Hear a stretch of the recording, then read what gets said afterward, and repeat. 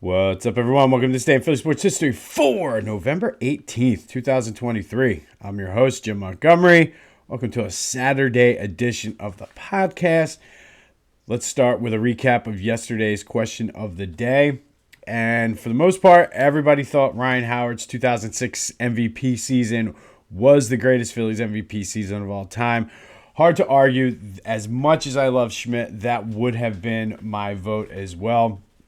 60% of you thought that it was all Ryan Howard, and then the other 40% was spread between the other three. But just for reference, Ryan Howard in 2006 hit 313, 58 home runs, 149 RBIs, had a 425 on-base percentage. I believe that's the year he won the home run derby, and it was the year after he won the Rookie of the Year. So I don't know when I'm going to get to this, but I do have something about underappreciated athletes. And I do feel as though Ryan Howard is far and away at the top of the list of the most underappreciated. I mean, that dude was so good for that stretch of years, and then just injuries took his toll. And he was still a solid player after the injuries. It's just he was that good. We didn't really appreciate and realize what we had. It also didn't help that he was stuck in the minors behind a Hall of Famer by the name of Jim Thome. But Ryan Howard won the vote for best Phillies MVP season ever. Thank you again for everyone who participated in the question of the day. We will have another one for today later on, but be sure to follow me on social media, Jimbo_Mont at Twitter and TikTok. Philly Jimbo on Instagram. I'll get it out today. I will. But always be sure to just comment wherever you're listening or watching this. Like and subscribe. Tell your friends. Let's spread this thing. We are growing at a rapid pace right now, to be completely honest, and that's a testament to you. So thank you.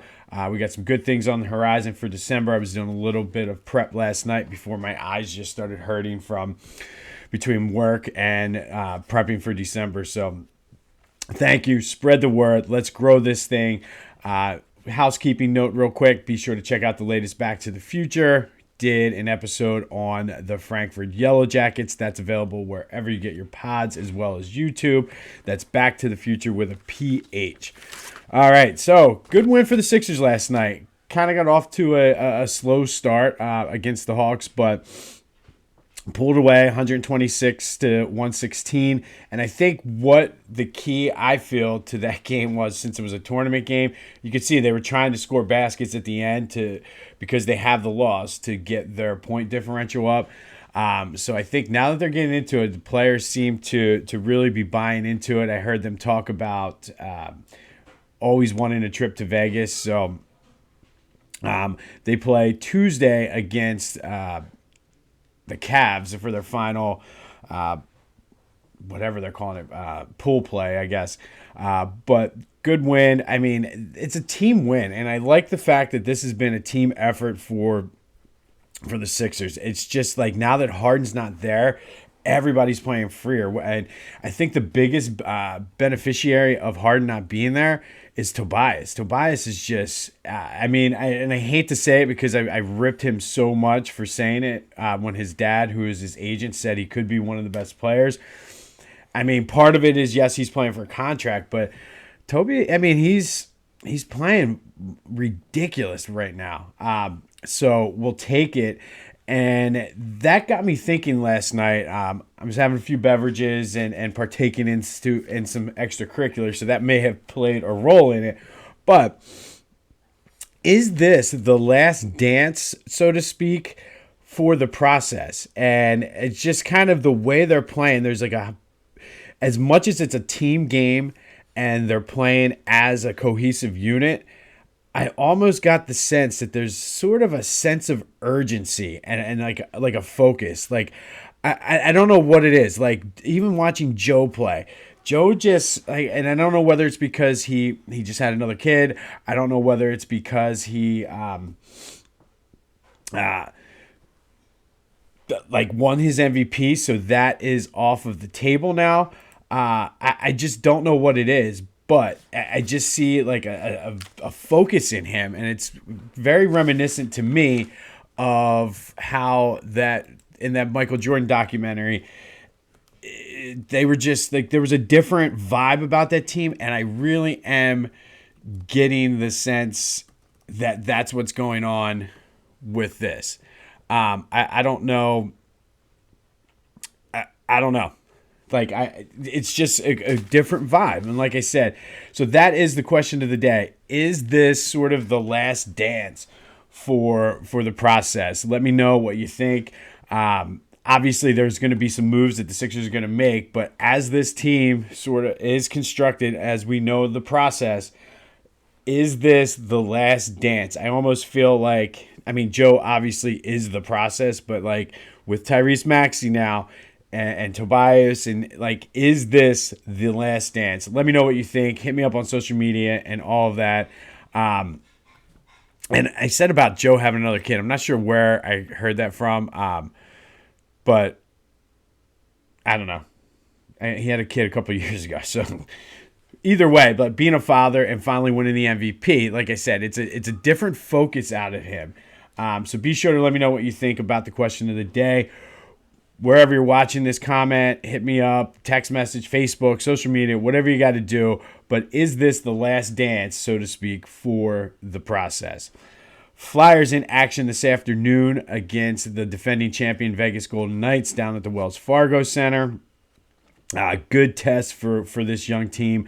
Obviously, they're probably not going to win, but just looking for like a quality performance and just playing hard against a team that has been there and done that. So looking forward to seeing, even though we'll be playing soccer, kind of what that has to bring for the Flyers. As you can see, I'm wearing the Mega John hoodie right now. One thing I didn't talk about is the fact that this is a comfortable sweatshirt. Like, it really is comfortable. Go to phillygoat.com, and we talk a lot about over the summer about their t-shirts, but this is my first hoodie from them, and it's very, very comfortable. Like, I don't know, the material, like, it's just soft. It's probably going to keep me warm today at soccer. So go check it out. It's a great place to do your Christmas shopping. They have stuff for your kids, stickers for their water bottles, t-shirts, hoodies, even for babies. So go check them out, phillygoat.com. Use the promo code Jim Montgomery for 10% off of your order. Do a little Christmas shopping on a Saturday afternoon pre-Thanksgiving. Don't even have to go fight the crowds or even go to Amazon. Go right to phillygoat.com. Get what you need. All right, Eagles news. And I think the big story yesterday was Jalen Carter did address the rumors and I guess what happened at Target with his girlfriend. Since nothing's come out of it, it seems like it was a misunderstanding. Ultimately, what it was I guess she was scanning stuff and putting it in bags and handing it to him, but I guess she was not scanning some things. And I will say, and I don't know, but nothing came out of it, so we're good with that. He said it was a misunderstanding, and I guess it was taken care of. But of all of the self-checkouts that I've been through, Target is probably one of the worst. Target and Lowe's are pretty bad. So I can see just going through, not necessarily paying attention, especially if you're getting a lot of stuff. I can see how it's a misunderstanding. Obviously, no charges or anything like that have been filed. But I will say, Target, you need to get your stuff together. And Lowe's too. Lowe's never works. Like, I don't know how many times I'm in there with Lowe's and I have to call the lady over. Same way with Target. So I don't know. Again, like, benefit of the doubt, like, it didn't seem like it was, of course, that guy on Twitter who was like, hey, I know, but it wasn't that big of a deal. So all good, no harm, no foul. Not going to turn into a situation. But more importantly, the Eagles for Monday night's game, they're going to be relatively healthy. I mean, obviously the Chiefs will too, but Roby and Juergens seem like they're definitely going to play. They were full participants in practice yesterday. Justin Evans was the only one limited, other than, obviously, Dallas. But Jack Stoll, speaking of Dallas, looks like he's going to be the number one tight end, and it's a great opportunity for him and his time to shine. There's some hype. I mean, obviously, Dallas is one of the elite tight ends, but anxious to see what Jack has to do. There's a great opportunity, especially against a team that their defense has been playing very, very well this year. So it could be a Jack Stoll game, depending on how things play out. But it's your time to shine, Jack. Like let's go, let's do this. And I think the biggest injury news is that Hurts is not going to have the sleeve on his knee. He was able to rest that bone bruise. Hopefully that will lead a combination of Juergens being back and just the way the defense is going to present itself for the Chiefs. Hopefully that means more running opportunities for Hurts, and I think the offense is more dynamic when he's able to have that threat of a run. And I think that's where if he's a threat to run, it opens up the running lanes for the running backs. And I think that's what's been missing with this injury. A lot of times they have to have a guy basically spy Jalen, and without the threat to run, they didn't have to worry. They didn't have to use a guy to spy. So that basically was allowing an extra defender to stop the run game. Couple that with the injuries we had on the offensive line, and I think that's why the running game has suffered. So I think if Jalen truly is a threat to run, I'm sure that the knee is still sore, but I think that's going to open it up for the running backs, whether it's Gainwell, whether it's Scott, whether it's Swift. I mean, maybe we'll see a Rashad Penny sighting. I don't know. But that is very, very good news for the Eagles moving forward. Finally, a bizarre headline out of Eagle Land. Bernard Williams and Miles Jack were both officially released yesterday. They were on the retired, reserve, suspended, whatever list. And I guess the Eagles are just kind of cleaning up some of their bookwork and going through some things. Miles Jack makes sense. He just retired beginning of this year. I guess what he probably, I don't know, filed the official paperwork, whatever it had to do. So it makes sense. You're making sure it's like week 10 now or week 11. Makes sense. Bernard Williams last played for the Eagles 30 years ago. You might remember Bernard Williams. He was all rookie in 1994, that horrible year where they dropped their last 7 straight games after starting 7-2. But he tested positive for marijuana, never played again, never applied for reinstatement. So he's been on this reserve suspended list all this time for 30 years. And they finally, I guess, are cleaning out their offices. And I don't know whether his paperwork somehow got stuck behind somebody else's. But he probably could have made the all-disappointing Philly athlete list. He didn't, but he only played 1 year. I mean, I guess, does that technically mean he's the longest tenured Eagle ever now? 30 years? Also, does he get a Super Bowl? Did he get a Super Bowl ring? Because he technically was an employee. I don't know. Just one of those random crazy quirks that happen. But want some more football coverage, go check out my boys at the Clashing Conferences podcast. Good episode this week. It's an around the horn style take on the NFC East. Just great personalities, funny guys. Basically what we would do if we were hanging out, having a couple beers. So go check out them, the Clashing Conferences podcast, wherever you get your podcasts, as well as on YouTube. All right, today we're going to go back to 2009, and on this day in 2009, the Flyers beat the LA Kings 3-2 at the Staples Center. Brian Boucher had 37 saves. Mike Pyrola, I think that's how you pronounce his name, Pyrola, and Mike Richards each scored a goal. But the big story was, excuse me, I can't shake this cough. But the big story was, early in the third period, James Van Riemsdyk scored a power play goal. It was his third straight game-winning goal, tying an NHL record. And he was a rookie. For the month of November, he had 4 goals, 5 assists, and 3 of those goals were game winners. He earned Rookie of the Month for November. He ended up with 6 game-winning goals that year for the Flyers. You might remember that 09-10 team was the team that started off as a 7th seed, went that improbable run to the Stanley Cup Finals, came back after being down 3-0, and then 3 goals to nothing in Game 7 against the Bruins. But James Van Riemsdyk had 2 stints with the Flyers, 297 points over 8 seasons. Always a fan favorite. But on this day, he scored the game-winning goal out in LA to give the Flyers a 3-2 lead over the LA Kings in the season where they would go on an improbable Stanley Cup run, ultimately falling short against the Chicago Blackhawks.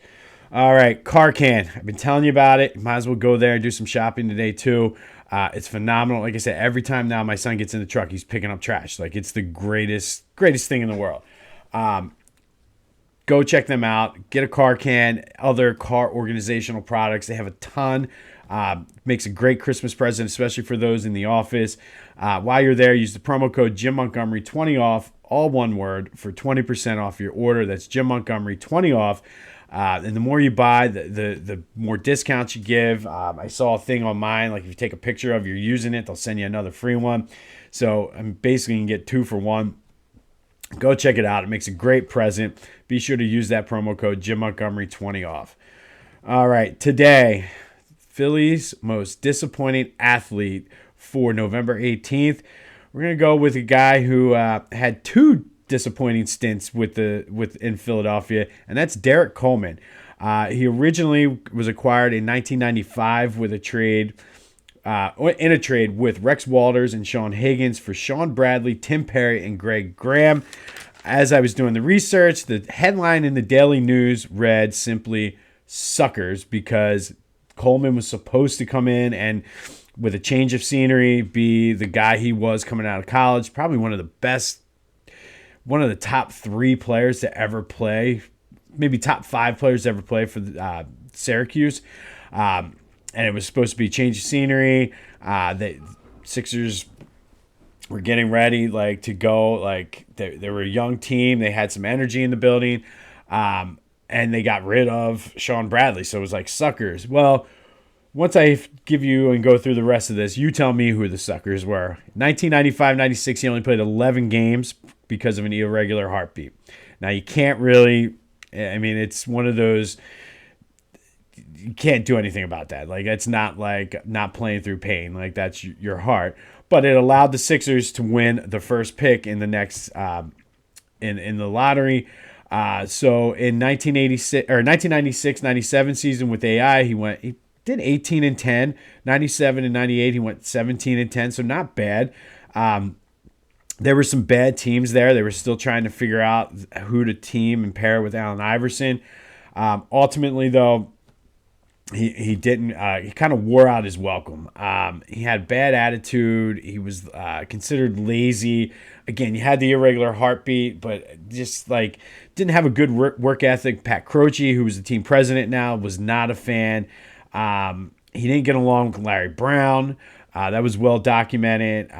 He was kind of out of shape, lazy, just basically what you don't want from a player. So Sixers go on that magical run, lose to the Lakers. Off-season in 2001, he was reacquired in a trade, and I think that was the trade that sent George Lynch back to Charlotte, I believe. Was not a popular decision anywhere. The same people that were writing the articles of calling the Nets suckers back in 1995 95 were the same ones that were like, why are they bringing him back? And ultimately, Larry Brown was very vocal in saying, no, we'll make it. And I'll make him practice. And it's just kind of once you've already opened up that box, you can't put the genie back in. It was not popular, but he was supposed to team with Mutombo and I guess provide the Sixers with the size to beat the Lakers. But the problem was they didn't have anybody else to shoot the ball. Ugh. And there is a Back to the Future episode on Larry Brown and Allen Iverson in that relationship. But second stint with the Sixers was way more disappointing than the first. 3 years, he played in 156 out of a possible 246 games for the Sixers. It was the beginning of the end of his career, beginning of the end for the Sixers as they were constructed, and just not good. It's frustrating because that not only did he get us once, they brought him back and he disappointed us twice. So Derrick Coleman is the only one on this list that is a double dipper of disappointment for Philly sports. But Derrick Coleman, today's Phillies sports most disappointing athlete. On this day back in 2009, Flyers beat the Kings 3-2. James Van Riemsdyk with his third straight game-winning goal, tying an NHL record. Bernard Williams finally released by the Eagles. Just kidding. Be sure to check out Philly Goat and Car Can. Do some Christmas shopping today. I mean, this Mega John, it's incredible. Good win for the Sixers, but be sure to let me know the question of the day. Is this the last dance for the process? Let me know however you can. Thank you for your support. You guys have been great with answering these questions. It's been a lot of fun too. So let me know. Be sure to check out the latest Back to the Future. It's going to be a little chilly in the area today. Fall is officially here. I don't think we're going to have any more 70s until probably the spring. But get out, go do something. This has been This Day in Philly Sports History. I'm Jim Montgomery. Enjoy your Saturday, and until next time, I'll see you when I see you.